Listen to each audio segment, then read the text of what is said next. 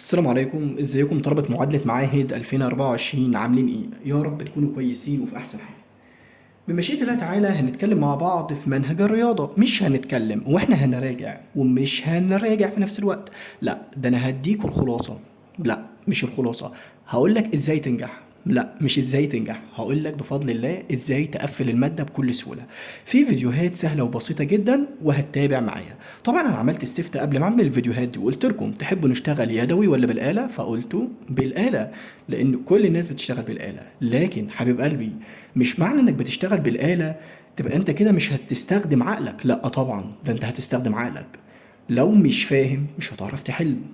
لازما تستخدم عقلك كويس قوي. طيب، هنبدأ مع بعض في مادة الرياضة.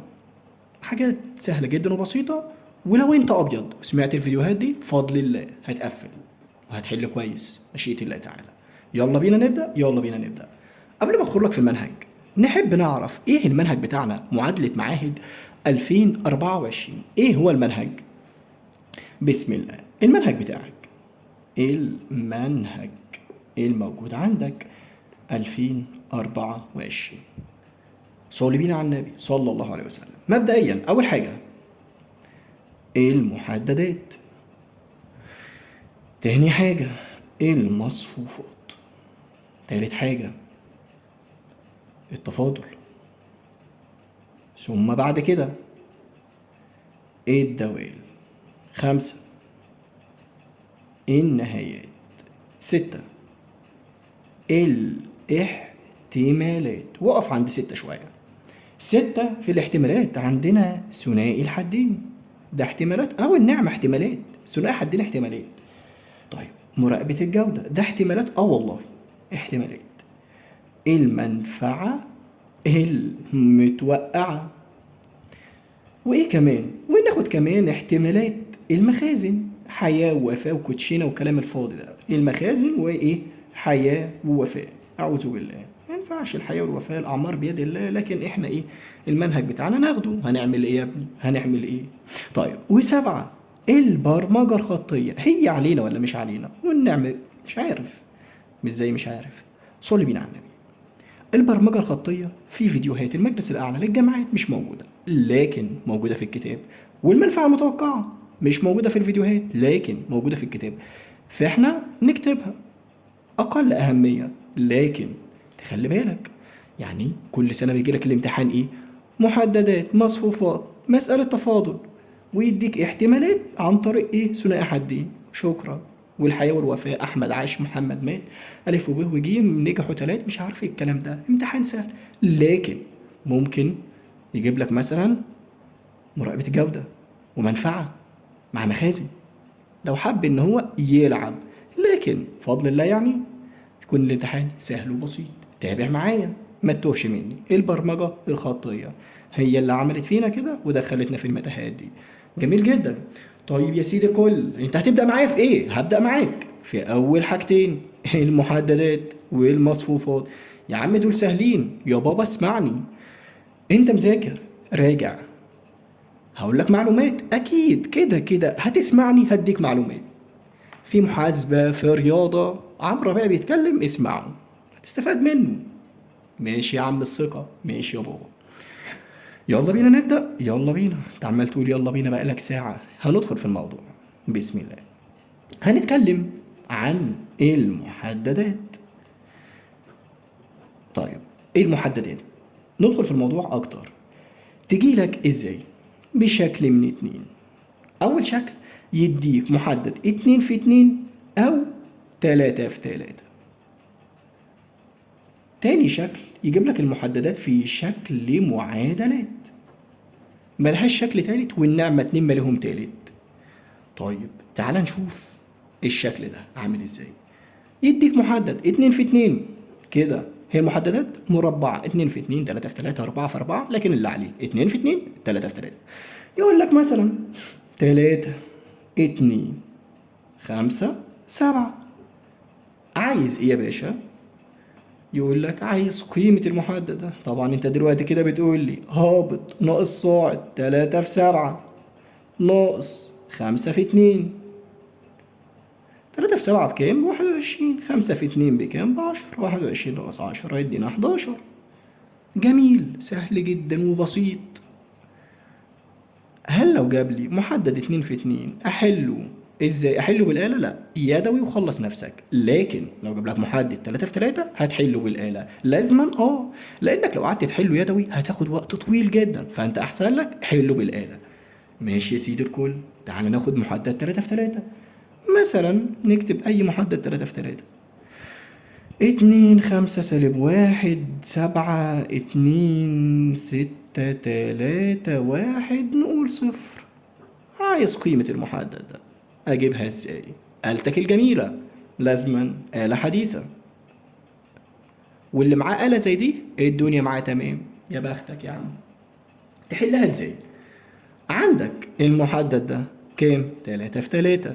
جميل جدا، يتحل ازاي؟ بالآلة. طب لو حليته يدوي هيطول معاك جدا، وقت الامتحان بسيط، عايزين ننجز نحل على طول في السريع. ماشي، هتعمل ايه؟ افتح الآلة بتاعتك، مود.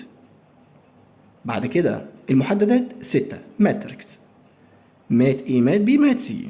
ناخد خزن في المصفوفة الأولى اللي هي مات ايه، دوس 1. فبيقول لك كام في كام؟ هتدوس دي كام في كام؟ 3 في 3. هي المحددات قلت لك يا 2 في 2 يا 3 في 3. ما تقعدش بقى تشغل دماغك وتقعد بقى ده كام في كام. ماشي 3 في 3 اللي هي 1. هدوس على 1، فجاي لي 3 صفوف 3 أعمدة. يلا ابدأ خزن. 2 بعد كل رقم يساوي 5 يساوي سالب 1 يساوي 7 يساوي 2 يساوي 6 يساوي، أنا تهت والنعمة تهت. 3 يساوي 1 يساوي 0 يساوي. خزنتها؟ خزنتها. دوس لي اي سي يا عم، انت كده هتطلع. اطلع اي سي. بص شيفت 4 7 جالك كده داتا وايه وقوس. شيفت 4 انت مخزنها فين؟ في مات ايه، تبقى شيفت 4 3. اذا شيفت، هعيدها لك تاني، شيفت 4. بتعيد يد الفيديو، عيد الفيديو. شيفت 4 معلش اقولها لك. شيفت 4 7 شيفت 4 3 يساوي. طلع معايا بكام؟ ب 77. في واحد طلع معاه ب 770. غلط يا حبيبي، عيده تاني. ماشي كده انت طلعت قيمة المحدد. ماشي جميل جدا، بس كده ده الشكل الاولاني. صعب؟ لا، سهل جدا، بسيط، تافه، كلام فاضي والنعمة كلام فاضي. ماشي، تعالى بقى في المعادلات. المعادلات يا عم، انا مش بعرف بقى حاجة في المعادلات دي، والدنيا صعبة ومش بفهم ومش عارف ايه وايه، والدنيا معاك في الحنبلايز. صلي بينا على النبي صلى الله عليه وسلم. المحددات يجي لك ازاي في شكل معادلات؟ المعادلات الموجودة عندنا يا حبيب قلبي من الدرجة الأولى. يا عم دي فيها س وصاد من الدرجة الأولى؟ ده أنا بقول من التانية، واللي فيها س وصاد وعين بقول من التالتة. لا، ما انت ما تعرفش حاجة بقى، ما انت اللي كنت بتاخد عندهم مش بيفهموك يا جدع. أوي النعمة. المحددات اللي عندك من الدرجة الأولى تنقسم لحاجتين، ايه هما؟ معادلات ذو متغيرين أو مجهولين، ومعادلات ذو 3 متغيرات أو 3 مجاهيل. مش فاهم. متغيرين س وصاد، 3 س وصاد وعين. لا كده الدنيا بدأت توضح معايا. يعني المعادلات في المحددات من الدرجة الأولى فيها متغيرين س وصاد أو 3 س وصاد وعين. تجينا ازاي؟ يقول لك مثلا س زائد صاد بتساوي 5. 2 س زائد 3 صاد بتساوي 1. المعادلة موجودة عندي بالشكل ده. المعادلة دي من الدرجة الكام؟ الأولى. أعرف إزاي من الدرجة الأولى ولا التانية ولا التالتة ولا لا ولا الخمسة ولا الستة ولا السبعة؟ أعرف إزاي؟ صلي بينا على النبي. بتعرف المعادلة طبقا، هو كلام ده يعني مش مهم بس يلا حاجة كده انك تفهم. لو لقيت لي س كده تبقى من الدرجة الأولى، طب لو لقيتها س تربيع تبقى من التانية، طب لو لقيتها س هوب بقى من التالتة. خلاص فهمت بس كده. هو ده هو ده وفقا لأكبر أس. طب لو لقيت مثلا س زائد س تربيع مثلا زائد السين زائد الخمس من الدرجة الكام؟ ما تقوليش الأولى، لا وفقا لأكبر أس تبقى من التانية. فهمت الكلام التافه ده؟ ماشي يا عم، اقفل كده يا باشا. دي معادلة من الدرجة الكام؟ الأولى، ودي كمان من الأولى. من الأولى فيها مجهولين س وصاد، عايز أحلها. ماشي أحلها لك بالآلة، بس ركز معايا بالله عليك. قبل الحل لازما تتأكد من شوية خطوات. إيه هما؟ أول حاجة إن تكون المعادلة مرتبة س ثم ص ثم الرقم الثابت أو الحد المطلق. طب أبص كده على المعادلات. أول حاجة تكون مرتبة. يعني إيه مترتبة؟ يعني السين ثم الصاد ثم الرقم المطلق، واحد بقى 5 6 7 أيا يكن. طب أبص كده، س في مكانها في مكانها، صاد في مكانها في مكانها، الحد المطلق في مكانه. جميل. أبص على المعادلة التانية، 2 س، السين في مكانها والصاد في مكانها والحد المطلق في مكانه، العدد الايه والرقم الثابت. مترتبة اوكي. تاني حاجة، لو لقيت متغير مش موجود اذا قيمته بصفر. يعني لو لقيت الصاد مش موجودة تبقى قيمتها بصفر. يعني المتغير مش موجود قيمته بصفر. طيب المتغير اللي ما قداموش معامل قيمته بواحد. انا مش فاهم يعني ايه متغير ومعامل، انا مش فاهم يا عم انت بتقول ايه. افهمك.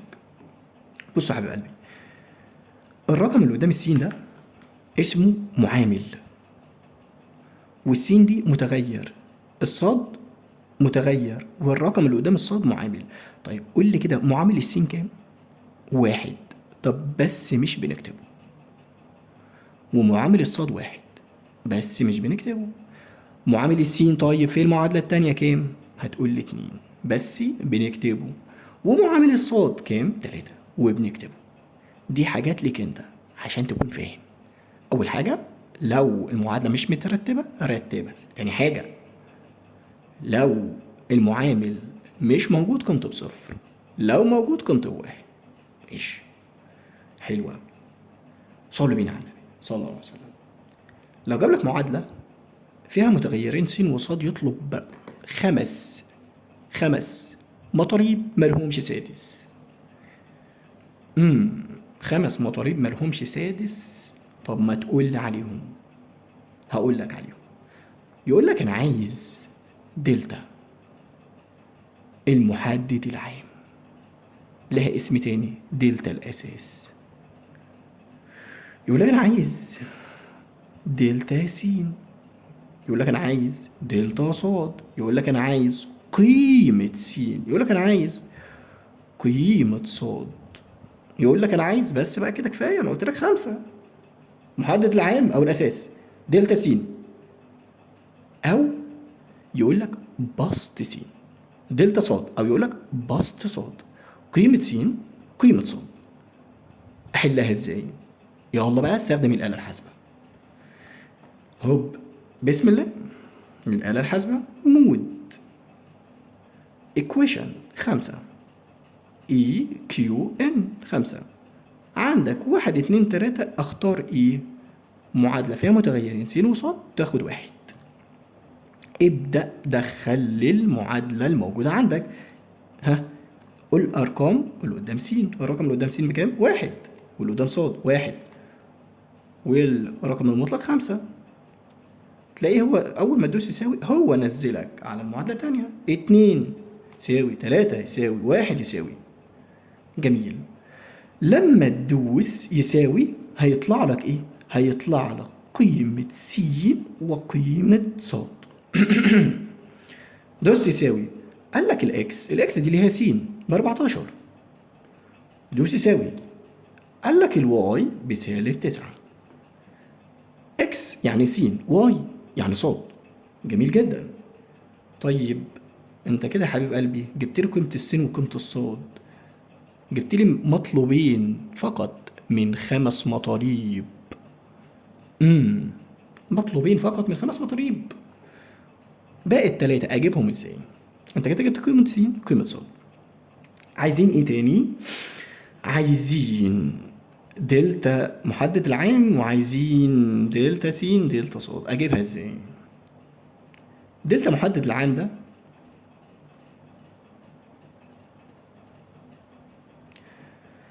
بص، هات لي المعاملات اللي قدام السين والمعاملات اللي قدام الصاد. اعمل لي كده كده. كام المعامل اللي قدام السين؟ 1. واللي قدام الصاد 1. واللي قدام السين في المعادلة التانية 2. واللي قدام الصاد 3. وهابط ناقص صاعد. 1 في 3 ب3. 2 في 1 ب2. 1 في 3 ب3. 2 في 1 ب2. 3 ناقص الاتنين يديك كام؟ يديك 1. بجد طب انت كده عندك دلتا المحدد ده بس اللي بتحله بايدك، تمام؟ طيب عندك دلتا محدد العام ب1 وقيمة س 14، قيمة صاد بسالب 9. بص بقى، دلتا س هتساوي ايه؟ هتساوي قيمة س 14 في دلتا في 1. يعني دلتا س بكام؟ ب14. دلتا صاد بكام؟ قيمة صاد بسالب 9 في 1 في دلتا، اللي هي تطلع نفس الموضوع بسالب 9. ده ايه ده بقى يعني قيمة س هي طلعت زي دلتا س وقيمة صاد، بس دي في حالات نادرة يعني انها تطلع بالشكل ده. تمام. يطلب منك المطالب، قال لك انا عايز دلتا المحدد العام، هتقول له بايه؟ بواحد. دلتا س 14 دلتا صاد سالب 9. قيمة س 14 قيمة صاد سالب 9. وقلت لك مش دايما بيطلع ايه؟ قيمة س وقيمة صاد زي دلتا س ودلتا صاد.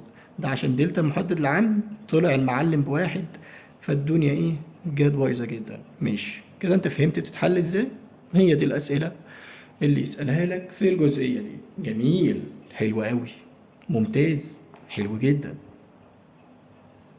اقسم كده واحل ايه؟ افهمك السين والصاد والعين. معادله من الدرجه الكام؟ الاولى. فيها كام متغير؟ 3. ايه هما سين وصاد وعين؟ ما ينطبق على هنا ينطبق على هنا. يعني لو المعادله مش مترتبه رتبها س صاد عين ثم الرقم الثابت.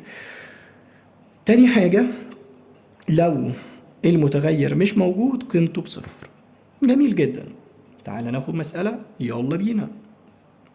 هنا يطلب منك 7 مطالب مالهمش تامن. ايه هم ال7 مطالب؟ يقول لك انا عايز، هنا بقى يقول لك انا عايز ايه؟ يقول لك انا عايز دلتا الاساس وقيمة س وصاد وعين، ويقول لك انا عايز دلتا س دلتا صاد دلتا عين. حلو جدا، جميل قوي. تيجي ناخد مثال، هديك مثال. ماشي. هنا يطلب منك 7 مطالب، هنا يطلب منك 5. جميل. صلوا بينا على النبي صلى الله عليه وسلم. هتقول لي مثلا عندك مثال س زائد 2 صاد زائد العين، الكلام ده بيساوي 6. المعادلة التانية -4 س زائد 2 صاد زائد 2 عين بيساوي 8. وهنا 5 س زائد 3 صاد زائد العين بيساوي 9. هات لي يا ابن عمي الأول كده بالآلة الحاسبة قيمة س وصاد وعين. تحلها ازاي؟ أقول لك تحلها ازاي. اطلع كده، انت شايف؟ شايف. حلو. هتدوس لي على مود equation 5. بعد ال5 تدوس ايه؟ هناك لما كانت فيها متغيرين س وصاد كنت بدوس 1، لكن هنا 3 س وصاد وعين فهدوس 2. جالك بالشكل ده. اكتب لي الأرقام اللي قدام المتغيرات س وصاد وعين. هنا قدام س كام؟ واحد، وهنا اتنين، وهنا العين طبعا المعامل بتاعها بواحد. ماشي. هنا السين بكام المتغير بتاعها؟ المعامل -4، هنا 2، هنا 2، هنا 5، هنا 3. انت فهمت بقى اللعبة دي؟ فهمت؟ ما انت خلاص كبرت يا باشا، بقى لنا تلت ساعة بنتكلم. فهمت طبعا. هو اي حد بيشرح لك ولا ايه؟ يلا دوس لي. 1 يساوي 2 يساوي 1 يساوي 6 يساوي -4 يساوي 2 يساوي 2 تاني يساوي 8 يساوي 5 يساوي 3 يساوي 1 يساوي، انا زهقت، 9 يساوي. هتدوس لي يساوي تاني، بيقول لك الاكس بواحد، يعني السين بواحد. دوس يساوي تاني، بيقول لك الواي سالب واحد. تالت بيقول لك الزد 7. جميل جدا، جميل جدا جدا جدا. طب انا كده جبت قيمة السين وقيمة الصاد وقيمة العين، عايز ايه؟ هات لي دلتا الاساس. دلتا الاساس بتجيبها ازاي؟ بتاخد لي المعاملات. يعني خلاص هنا فكك من ده، هتقول لي ايه؟ 1 2 1 -4 2 2 5 3 1. يلا يلا نجيب دلتا. دلتا الاساس نجيبها في الحتة دي، دلتا الاساس. يلا 1 2 1 -4 2 2 5 3 1. طلعها لي بكام؟ بالآلة الحاسبة على طول. الآلة دي حاجة جميلة جدا والله بجد. ايه العظمة دي؟ ولا عشان انا اللي بشرح الحاجة فالحاجة باينة فعلا لها عظمة؟ صح؟ صح؟ فعلا. ماشي. هتدوس لي على المود بعد كده. 6 ماتريكس هتخزنها فين؟ في مات ايه؟ مصفوفة الأولى. يلا هي كام في كام؟ 3 في 3 1. يلا دوس لي بقى. 1 يساوي 2 يساوي 1 يساوي -4 يساوي 2 يساوي 2 يساوي 5 يساوي 3 يساوي 1 يساوي. موضوع سهل جدا. بعد كده اي سي شيفت، انت طبعا حفظت. شيفت 4 7 شيفت 4 3 يساوي.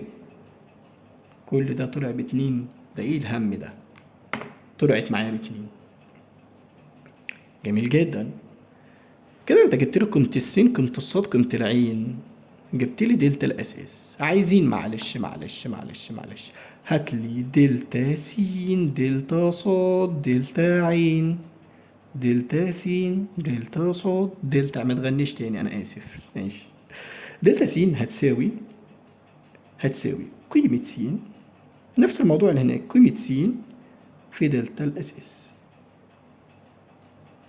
قيمة دلتا صاد نفس الموضوع، قيمة صاد في دلتا الأساس. قيمة دلتا عين، قيمة عين في دلتا الأساس. يعني بكام؟ قيمة س. كام قيمة س اللي طلعت معانا فوق؟ 1 في دلتا الأساس في 2 بكام؟ ب2. يبقى الشغلانة المنيلة ب60 نيلة دي. طيب دلتا صاد، صاد طلعت معايا بكام؟ -1 في دلتا 2 تطلع بسالب 2. دلتا عين، قيمة عين كام؟ قيمة عين 7 في 2 14. إذا قال لك أنا عايز س، تقول له 1. صاد -1 عين 7. قال لك أنا عايز دلتا س أو بسط س، تقول له 2. دلتا صاد -2. وهتتلخبط بين الاتنين والسالب 2. أنت مش في أولى ابتدائي، كلام تافه جدا. قال لك انا عايز دلتا عين، هتقول له 14. ده ببساطه شديده المحددات. شفت حد جامد زي كده؟ مفيش طبعا، مفيش. طيب هنكمل مع بعض كده. احنا خلاص خلصنا المحددات. ماشي. قلت لك طبعا ايه ليها شكلين، الشكل 2 في 2 او 3 في 3. والمعادلات معادلات فيها س وصاد او س وصاد وعين. طبعا بيجيب لك مسألة شكلها عقيم جدا، يجيب لك مسألة شكلها وحش كده. تمام. كاتبها لك جنب بعض، يعني مش تحت بعض. يعني يقول لك س زائد ص زائد عين، مسألة جنب بعضها كده بيكون شكلها وحش قوي في الامتحان. تاني حاجة بقى بيكون بيزاولك في الامتحان ازاي. يعني يجيب لك مثلا سؤال رقم 1 ويطلب لك مطلوب عليه في 17. فانت بالله عليك ركز في الحته دي عشان ايه ما تتسوحش. تمام تمام. يلا بينا نكمل، يلا بينا نكمل. هنكمل ايه؟ المصفوفات. مصفوفات سهله وحلوه وجميله وعسوله وهتفهمها ومهمه وبتيجي في الامتحان. وخلي بالك من اللي هقوله كويس. يلا بينا يلا بينا. نعمل بس الهامبلايز ده كده شويه. ماشي ماشي ماشي. تاني حاجة المصفوفات. انا حلمت ان انا بكتب المصفوفات وبحلمت ان انا بعمل الفيديو ده. ايه الموضوع يعني والنعمة. مش بقول لك شريط حياتك بيتعرض قدامك، مش عارف الكلام ده حق ولا لا، بس بيقولوا ما اعرفش، لكن بيقولوا، لكن مش عارف، بس بيقولوا. طيب المصفوفات. المصفوفات ركز معايا جدا فيها. وفي شكل السؤال في الامتحان بيكون عامل ازاي؟ صلي بينا على النبي صلى الله عليه وسلم. هيجي لك في المصفوفات ايه العمليات اللي بتتم على المصفوفات. اول حاجه جمع وطرح، شبه بعض في كل حاجه. تاني حاجه ضرب. تالت حاجه اسمها، يعني ما سمعتهاش، معكوس. رابع حاجه ايه المعادلات. يعني هي المعادلات في المحددات والمصفوفات. يا جدع والنعمه بجد والله. طب جمع وطرح ليه عملتهم مع بعض؟ لانهم شبه بعض. طب ليه ضرب خليته كده؟ لانه لوحده. طب ليه المعكوس خليته مع هقول لك يا عم دلوقتي، ما تستعجلش، ما تاكلش دماغي. ماشي. ايه الجمع والطرح؟ الجمع والطرح ده ليه قاعدة. ايه هي القاعدة؟ اول حاجة نبدأ بالجمع والطرح. جمع وطرح المصفوفات. جمع وطرح المصفوفات لازم المصفوفتين يكون رتبتهم زي بعض. يعني لو كان عندك المصفوفة الأولى 2 في 2، وهتجمع عليها مصفوفة تانية، تكون لازما المصفوفة التانية دي 2 في 2. شرط الجمع والطرح إن المصفوفتين يكونوا زي بعض. 2 في 2 تبقى 2 في، يعني إيه؟ يعني هنا لو عندك 5 7 3 2، وهنا 6 3 5 1 بتساوي. هو أنت عادي هتجمع لي الخمسة مع الستة والكلام ده كله، لكن ممكن يقول لك أنا عايز إيه بقى؟ دي المصفوفة ألف بتساوي 5 7، الصف الأول 5 7 والصف التاني 3 2، والمصفوفة التانية الصف الأول 6 3 والصف التاني 5 1.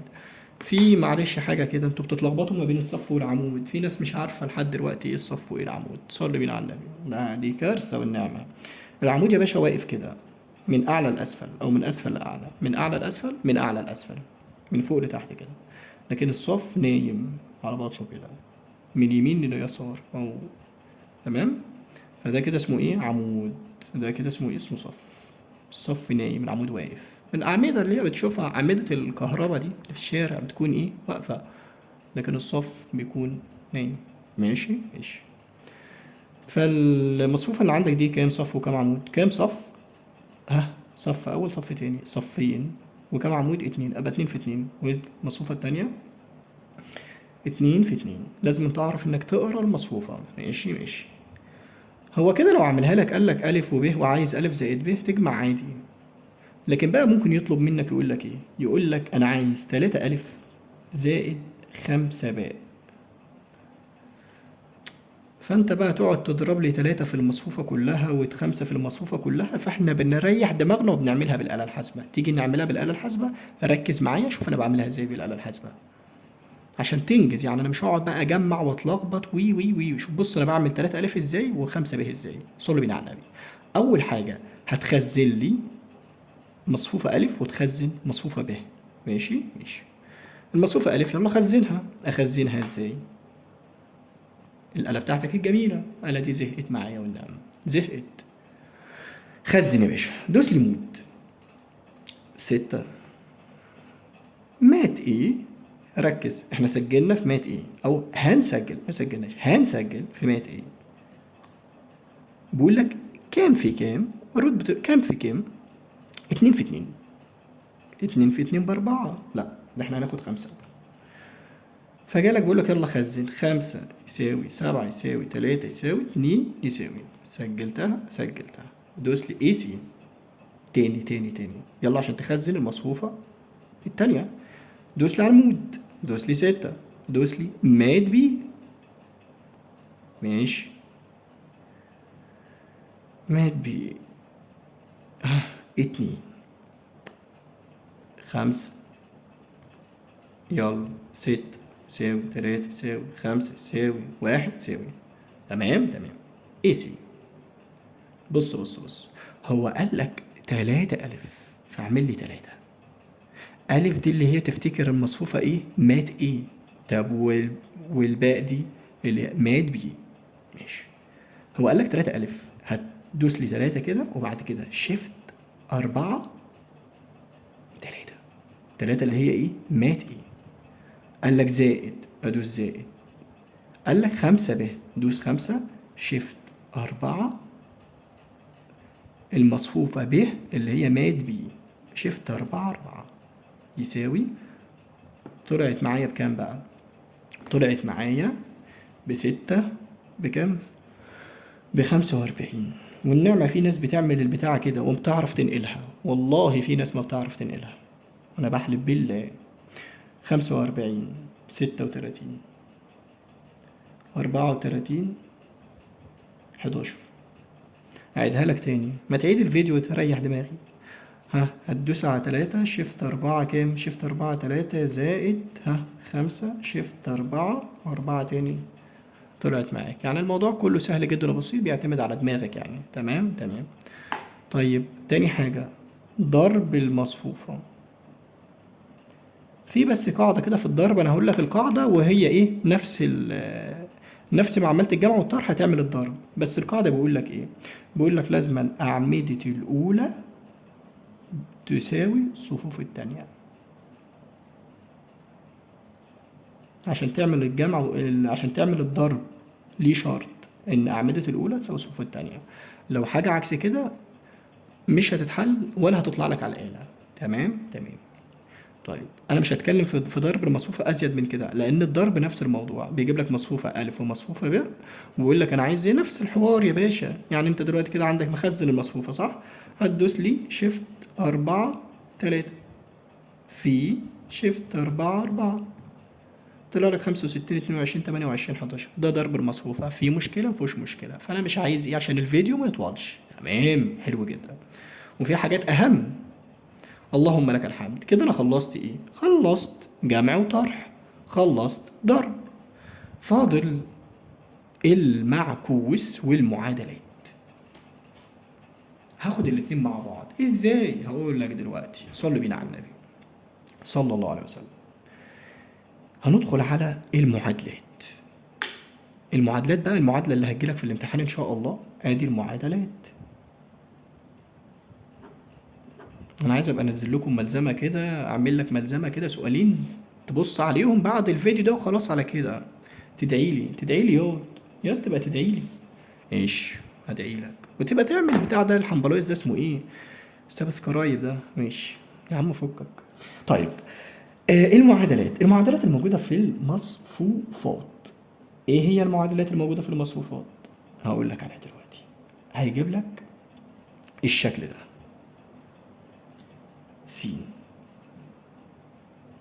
وصاد،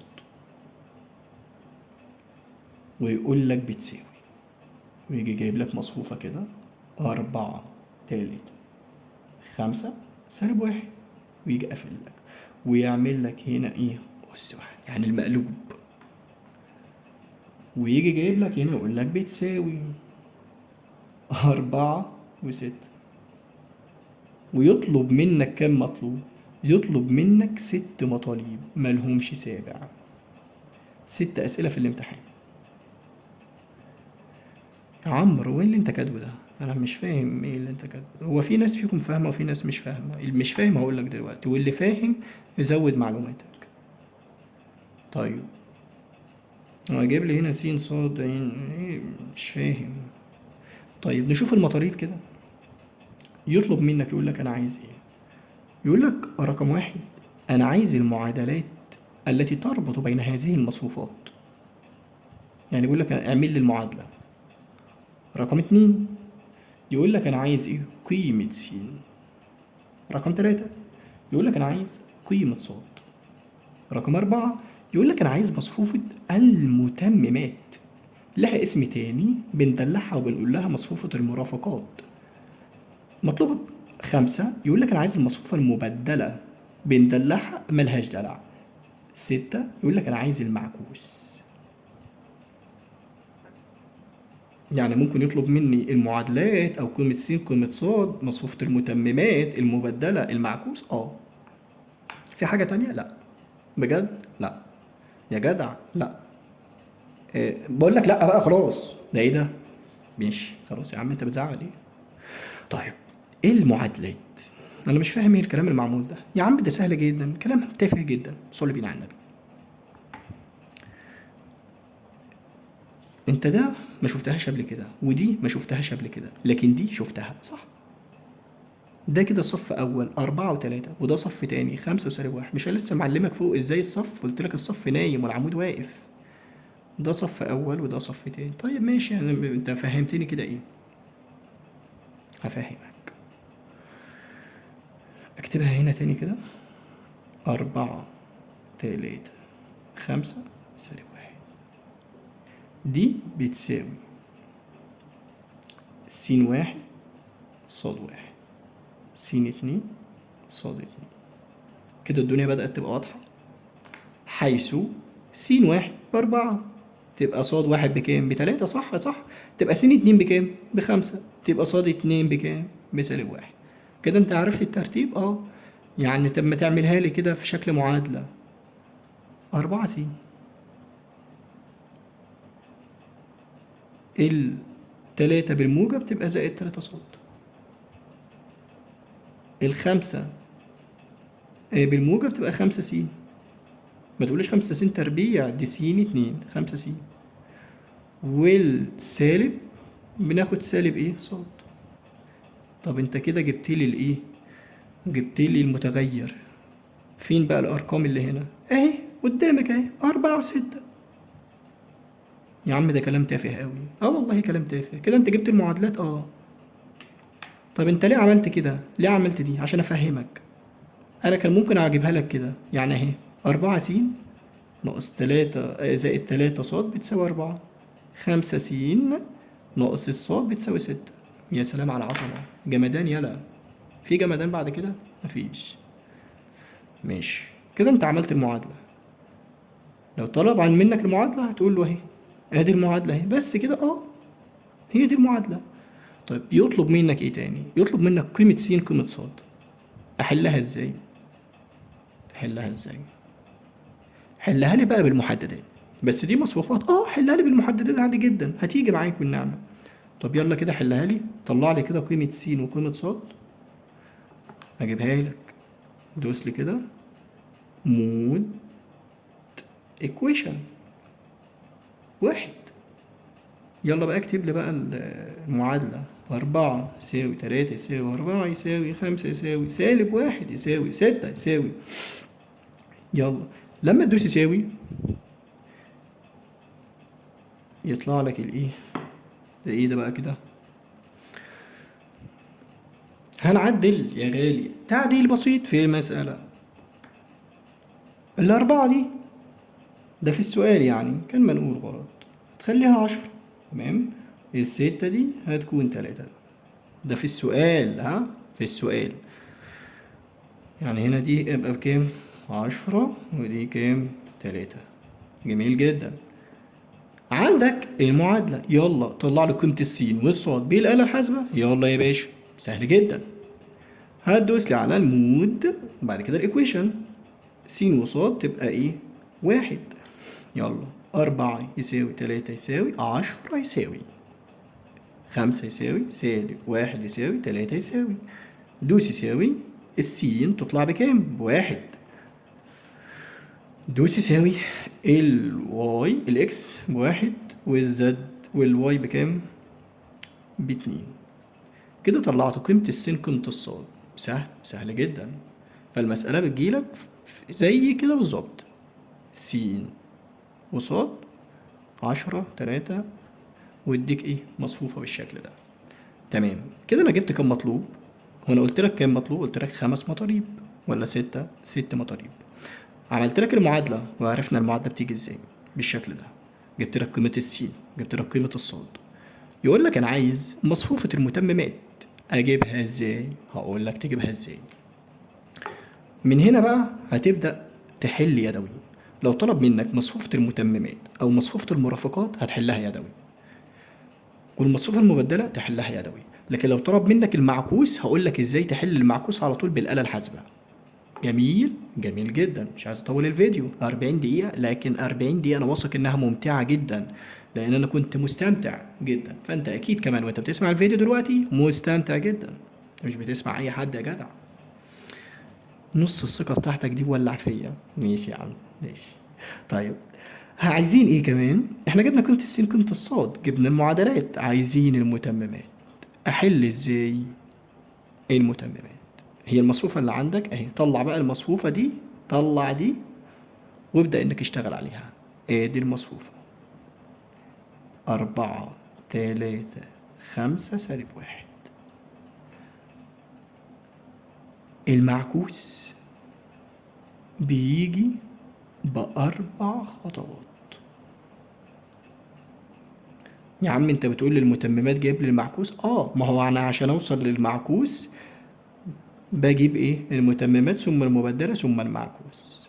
اول حاجة هات لي دلتا المحدد، وفي شرط لا يساوي صفر. مش فاهم يعني ايه. هات لي الدلتا الاول. 4 في -1 بسالب 4. 5 في 3 ناقص 5 في 3 ب15. يلا اعملها لي. -4 كده ناقص 15 تطلع معاك بكام؟ -19. جميل. طلع معاك ب -19. هل طلع بصفر؟ لا، كمل شغل. لو طلع معاك بصفر خلاص تبقى ما اعرفش اجيب لها معكوس. تمام تمام. يعني يطلع بواحد، يطلع بخمسة، يطلع بسالب 1، يطلع بسالب مليون، بس ما يطلعش بصفر. جميل. طلع معاك -19. حلو قوي باشا. ماشي يا باشا. احنا دلوقتي كده جبنا ايه؟ جبنا الدلتا المحدد. تاني خطوة هات لي المصفوفة المتممات، لها اسم تاني المرافقات، سواء ده او ده، بس هو بيحب يقول لك المتممات يعني. ده ازاي؟ بص، تبديل العناصر في شكل أقطار مع تغيير إشارة القطر الصاعد. هو احنا عندنا المصفوفة لها قطرين، واحد صاعد واحد هابط، يعني ادي المصفوفة اهي. ده اسمه ايه؟ هابط من أقصى اليمين لأقصى الشمال. وده اسمه ايه؟ صاعد من أقصى اليمين من تحت لأقصى الشمال ايه؟ من فوق. انت بتقول ايه؟ انت كده فهمت ده هابط وده صاعد. تاكلش دماغي. يلا هتبديل العناصر في شكل أقطار يعني ايه؟ يعني واحد مثلا واتنين، طلع لي الاتنين دي فوق هنا ونزل لي الواحد ده تحت. ماشي. والقطر الصاعد ده لو كان مثلا واحد واتنين بالموجب بدلهم لي، يعني نزل لي الاتنين تحت وطلع لي الواحد فوق وغير لي الإشارات. يعني لو كان موجب خليه سالب، ولو سالب خليه موجب. فهمت انت المرافقات بتيجي ازاي؟ هقول لك. يعني دي يلا كده اعملها لي. مصفوفة المرافقات، تبديل العناصر في شكل أقطار، يعني اللي تحت خليه فوق. 4 فوق نزلها لي تحت. 4 -1 تحت طلعه لي فوق. -1. ده الصاعد بقى بتغير الإشارات بتاعته، يلا بدلهولي. التلاتة فوق نزلها تحت. تمام. طيب التلاتة فوق نزلها، والخمسة تحت طلعها فوق. 5. طيب هو بالموجب خليها لي بالسالب مع تبديل ايه؟ الإشارات. دي اسمها مصفوفة الايه؟ المتممات أو المرافقات. تالت حاجة عايزين حاجة اسمها مصفوفة ايه؟ المبدلة. في المبدلة يا حبيب قلبي خلي الصف عمود. الصف ده اللي هو السالب واحد والسالب خمسة خليهولي عمود، يعني سالب واحد وخمسة وسالب خمسة. الصف التاني اللي هو سالب تلاتة وأربعة خليهولي عمود، اللي هو سالب تلاتة وإيه وأربعة. دي اسمها المصفوفة الإيه المبدلة. أربعة. أنا قلت لك البتاع ده المعكوس بيتحل في كام خطوة؟ أربعة. أول حاجة دلتا المحدد، الهابط ناقص الصاعد طلع معاك سالب 19. حلوة، كمل شغل. المتممات تبديل العناصر في شكل أقطار مع تغيير إشارة القطر الإيه الصاعد اللي هو طالع فوق، لو كان بالموجب خليه بالسالب. ماشي. طيب المبدلة بتخلي الصف عمود، يعني سالب واحد سالب خمسة خليه عمود، سالب واحد سالب خمسة، سالب أربعة سالب تلاتة أربعة، سالب تلاتة إيه أربعة، خلولي بالشكل ده. تمام تمام. طيب الخطوة اللي بعد كده المعكوس. المعكوس بنقول واحد على دلتا في المبدلة. مش فاهم يعني. شايف الدلتا؟ هتقول سالب واحد على السالب 19، سالب تلاتة على السالب 19، سالب خمسة على السالب 19، أربعة على السالب 19. تمام تمام. يعني هعملها ازاي دي؟ تقول لي كده. ها يلا. سالب واحد على الايه على السالب 19، سالب تلاتة على السالب 19، سالب خمسة على السالب 19، سالب بالموجب أبقى أربعة على السالب 19. ده كده اسمه ايه؟ اسمه المعكوس. اسمه المعكوس. إذا المعكوس زي ما قلت لك بيتحل في 4 خطوات. لو طلب منك المتممات ثم المبدلة هتيجي حللها يدوي زي ما أنا حليتها معاك يدوي. فالآلة على قد ما احنا بنشتغلها على الرياضة عفوا، احنا بنشتغلها بالآلة، لكن لازم تكون فاهم انت بتشتغل ازاي، لانك لو ما انتش فاهم مش هتعرف تحل اي حاجة خالص. ماشي. طيب وطبعا انا قلت لك بتتحل في 4 خطوات، لكن لو طلب منك المعكوس على طول تعالى جيبه بالآلة. بس خلي بالك ان الآلة بتختصر المعكوس لإيه؟ لأقرب كسر. يعني لو بيقبل القسمة بتعمله لك عادي.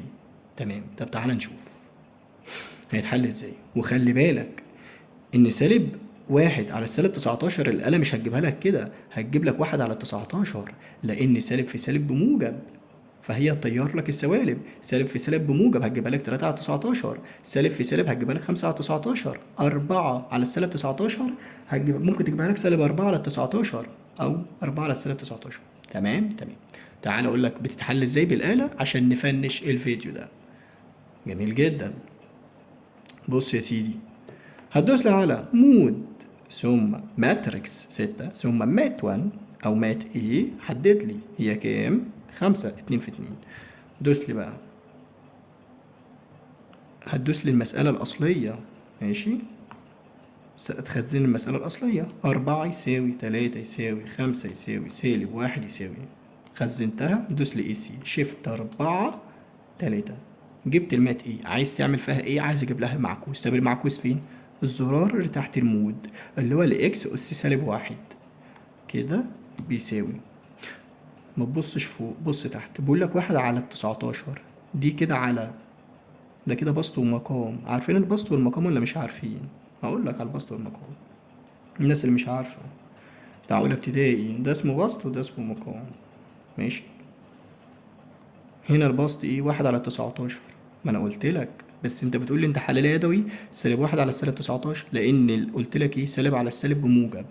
ها هتطلع معاك 1 على 19 اللي هي سالب 1 على السالب 19. يلا. 3 على 19 اللي هي سالب 3 على 19. كمان كمل.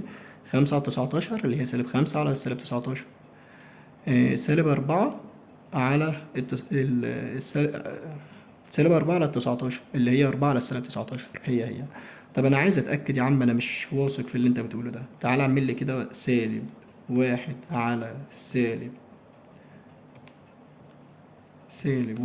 على الإيه السالب 19. شوف هتطلع بكام. طلعت ب1 على 19. وكده ده اللي أنا عايز أثبته لك. فيديو سهل جدا وبسيط، لمم لك موضوعات كتيرة قوي هتذاكره، هيسهل معاك الدنيا. لو وصلت لحد هنا فانت كده بطل، كمل، الموضوع سهل جدا. انت متخيل ان في 50 دقيقة مثلا لميت لك يعني حاجة، موضوعين كبار من اصل كام، من اصل 7 حاجات. فموضوع سهل جدا وبسيط. شد حيلك، اعمل اللي عليك، وان شاء الله هحاول انزل لك كام سؤال. ان شاء الله ان شاء الله ان شاء الله هم دول اللي هتلاقيهم في الامتحان. يعني هتلاقي زيهم، مش هم يعني مش هقول لك 5 زائد هتلاقي الارقام زي لا، هتكون نفس الشكل يعني. فانت لو ذاكرت الفيديو ده هيظبط معاك الدنيا قوي.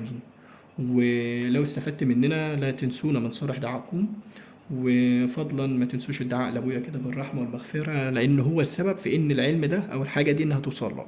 ده مبدئيا كده ماشي. طيب في حاجة عايز أقولها؟ ما فيش حاجة عايز أقولها، أنا صدعت أصلا منكم وزهقت منكم، هزر معاكم طبعا، بعزكم جدا انتوا إخواتي.